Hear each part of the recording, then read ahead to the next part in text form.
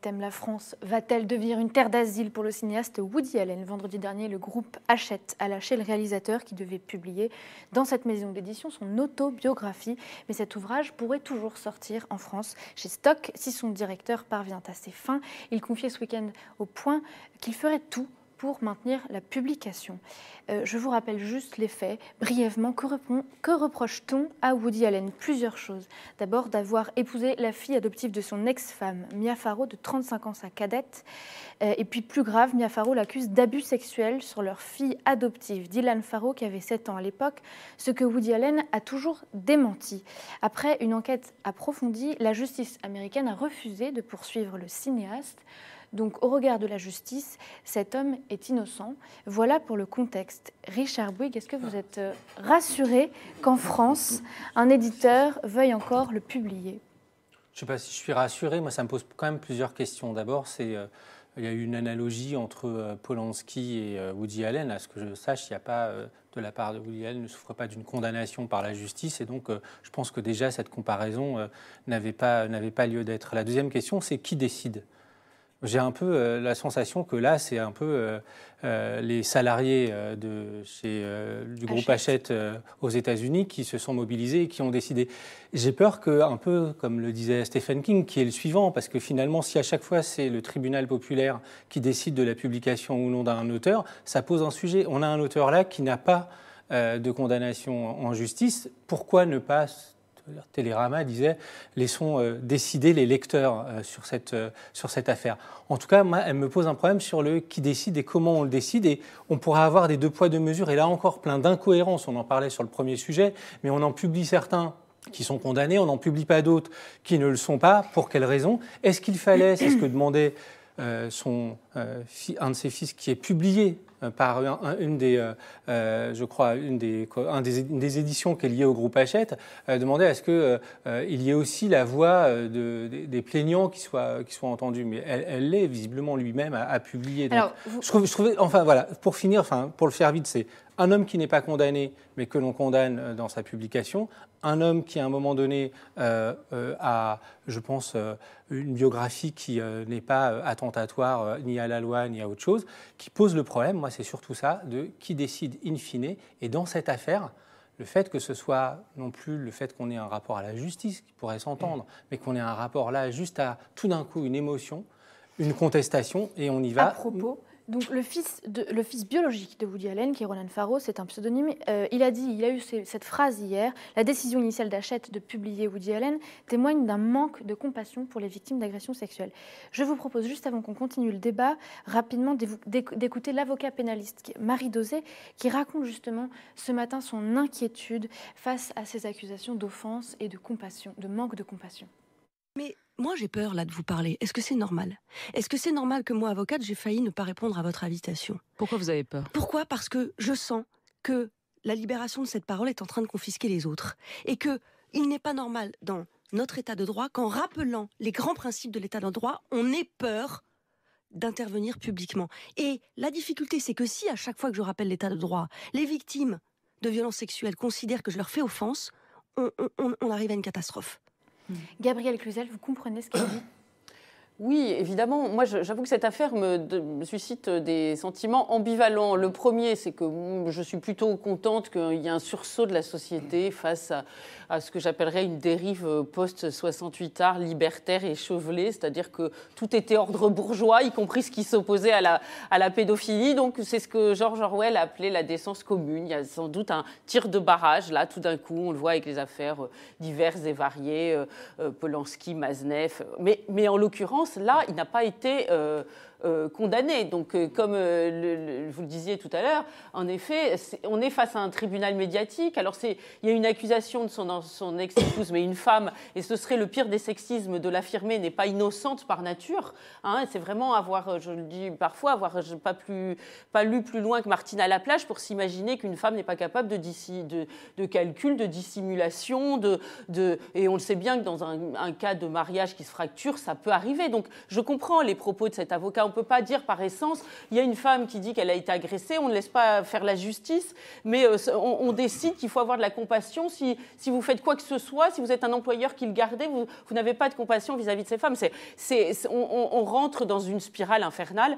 Par ailleurs, c'est un fil qui va être quand même compliqué à tirer, parce que si l'on doit ne plus publier tous les auteurs un peu sulfureux dans ce domaine, je rappelle qu'il faut enlever Loti, Gide, en matière de peintre Gauguin, Simone de Beauvoir et Jean-Paul Sartre ont signé une pétition pour la pédophilie. Ça va faire, et là encore, il va rester Tchoupi à la plage. Hein. Enfin non, j'exagère parce que tout le monde n'est pas concerné, mais néanmoins, si l'on, c'est pas vrai, parce que ce serait dire que tous les écrivains ont eu des comportements de ce type. Mais néanmoins, cela risque de nous emmener loin. Les mêmes éditions Stock ont retiré de la vente il y a quelques semaines un recueil de textes de Gabriel Matzneff qui s'intitule Un diable dans le bénitier, qui était je crois que c'est Gallimard qui a retiré le journal de Matzneff. On vérifiera, qui était absolument irréprochable juridiquement parlant. Qu'est-ce que ça vous inspire, André Berkoff ? Moi, très sincèrement, je ne comprends pas tout ça. Je veux dire, je ne comprends pas tout ça et je trouve ça, même pas scandaleux, minable. Je dis minable. D'abord, quand Adèle Haenel se lève pour dire c'est la honte pour Polanski, je reviens à un moment de la Polanski, et pas du tout pour défendre Polanski par rapport à des actes qu'il a commis. Je dis une chose très simple, c'est qu'on interroge par ailleurs Adèle Haenel, qui est votre écrivain favori, celui dont vous ne pouvez pas vous passer. Elle dit Louis-Ferdinand Céline. Très bien. Louis-Ferdinand Céline a écrit Bagatelle pour un massacre et les beaux draps, les pamphlets antisémites les plus nauséabonds qui ont jamais existé. Mais Louis-Ferdinand Céline, je suis premier à le dire, est un immense écrivain, un des plus grands écrivains de la littérature française, Voyage au bout de la nuit et Mort à crédit. Si on ne commence pas à dire qu'il faut distinguer l'homme de l'œuvre, si on ne commence pas à faire ça, mais allons-y. Alors je vais encore beaucoup plus loin que Gabriel Struze, tribunal, Flaubert, tout le monde, les gens de la commune, allons-y. Allez, supprimez-moi toutes les œuvres 17e, 16e et compagnie, allons-y. Non mais je veux dire, si on devient un tribunal soi-disant populaire et émotif, parce que c'est quelques employés de Hachette, etc., qui font ça, mais c'est quoi ça? Mais où va-t-on? Où va-t-on dans cette inquisition? C'est de l'inquisition pure et simple. Sachez qu'on pose la question aux internautes qui nous regardent sur Twitter. On leur pose la question, le groupe Hachette a-t-il eu raison de renoncer à publier les mémoires de Woody Allen? Et 69% d'entre eux nous disent que oui.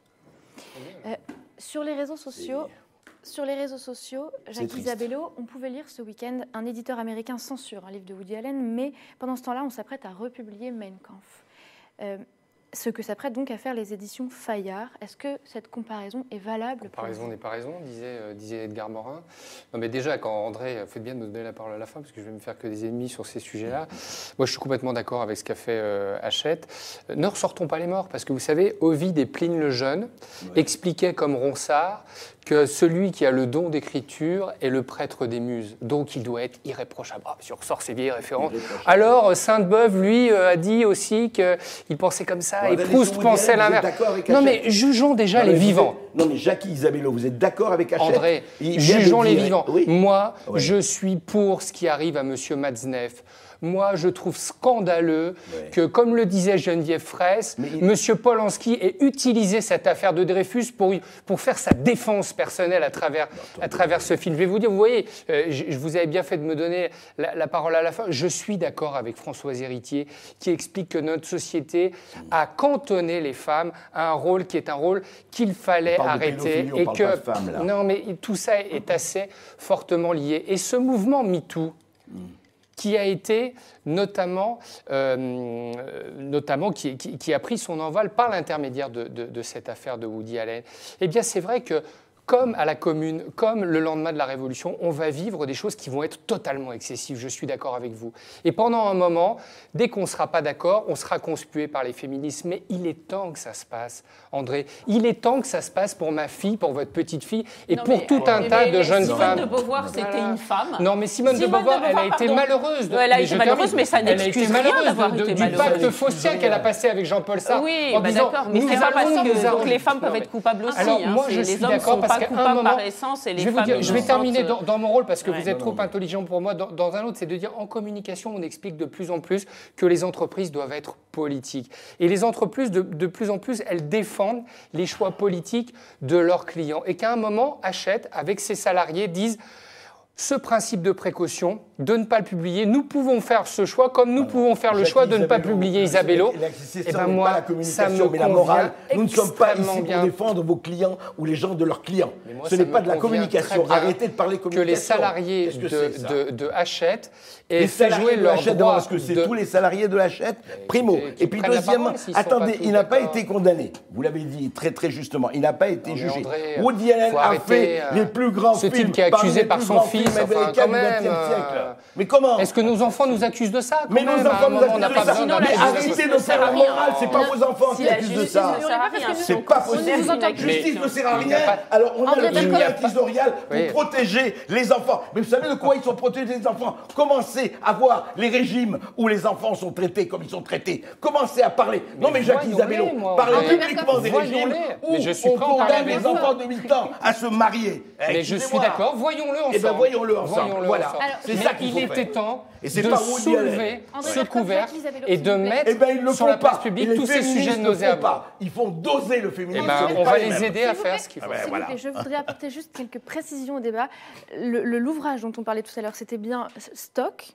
Et c'est le journal de Gabriel Matzneff que Gallimard avait refusé de rééditer. Ah, c'est ça. Ensuite, c'est que Stock a repris. Voilà, je comprends. La question qu'on posait sur Twitter, dont la réponse vous a un peu étonné, effectivement, c'était l'inverse. Il y avait une petite erreur. Le groupe Hachette a-t-il eu raison de renoncer à publier les mémoires de Woody Allen? Et 69% des internautes nous disent que non. Voilà. Ah, ben voilà. Vous me rassurez, là. Franchement, il y a encore du boulot.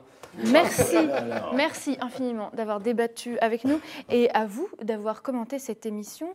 Vous pouvez retrouver une émission sur les municipales à 11h15 demain sur le Figaro.fr et Point de vue reprend demain à 17h.